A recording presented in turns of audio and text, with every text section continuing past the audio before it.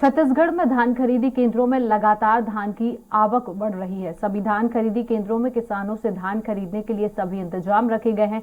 किसानों को उनके बेचे गए धान का भुगतान भी उनके खातों में किया जा रहा है। 1 नवंबर से शुरू धान खरीदी सीजन में अब तक 4,20,365 मीट्रिक टन धान की खरीदी की जा चुकी है। लगभग 1,33,620 किसानों ने धान बेचा है।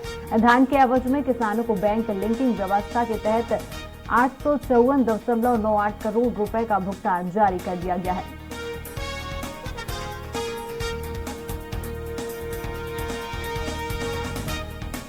इस खबर में अधिक जानकारी के लिए दिलीप साहू हमारे साथ राजधानी रायपुर से लाइव जुड़ चुके। तो दिलीप, किस प्रकार की जानकारी है? धान खरीदी जो है उसकी आवक बढ़ रही है।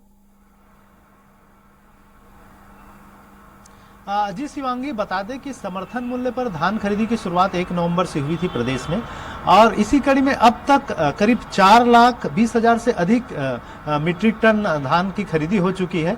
और किसानों से लगातार जितने उपार्जन केंद्र बनाए गए हैं प्रदेश भर में 2,497 उपार्जन केंद्रों के माध्यम से धान खरीदी की जा रही है।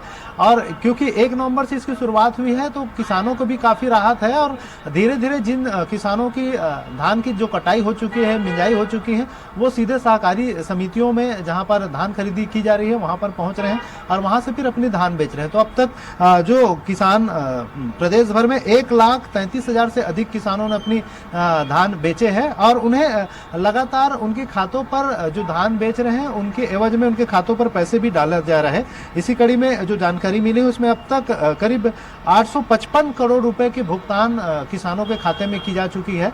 और ये जो धान खरीदी की व्यवस्था है शिवांगी, इस बार पिछले बार की तुलना में ज्यादा बेहतर नजर आ रहा है, क्योंकि पिछले बार 1 दिसंबर से धान खरीदी हुई थी तो किसान बल्क में पहुंच गए थे एक साथ, और काफी मारामारी की स्थिति बनी थी और बारदाने को लेकर भी संकट उत्पन्न हुआ था। लेकिन इस बार व्यवस्था सुचारू रूप से जारी है, ज्यादा शिकायतें कहीं से नहीं आ रही। हालांकि इक्का दुक्का शिकायतें आ रही हैं, उसको लेकर भी सीएम ने दिशा निर्देश दिए हैं कि जहां भी शिकायतें आ रही है उसका तत्काल निराकरण किया जाएगा। और खास करके जो अवैध परिवहन के मामले हैं उसको लेकर भी ये प्रयास किया जा रहा है। सरकार ने सभी को निर्देश दे दिए, सभी जिला कलेक्टरों को निर्देश दे दिए, खास करके जो सीमावर्ती क्षेत्र है, जो उड़ीसा से लगा हुआ बेल्ट है या एमपी से लगा हुआ सीमावर्ती प्रांत है, वहां पर के सहकारी केंद्रों में अवैध रूप से दूसरे राज्यों से धान न पहुंचे, इसके भी के लिए मॉनिटरिंग लगातार की जा रही है, इसकी निगरानी बढ़ती जा रही है। लेकिन कुल मिलाकर कहा जाए तो इस बार जो धान खरीदी, समर्थन मूल्य पर धान खरीदी की व्यवस्था है वो सुचारू रूप से जारी है। इससे किसानों को काफी राहत है। जी शिवांगी। जी दिलीप, हमारे साथ बने रहिए, हम और भी अधिक जानकारी आपसे लेते रहेंगे।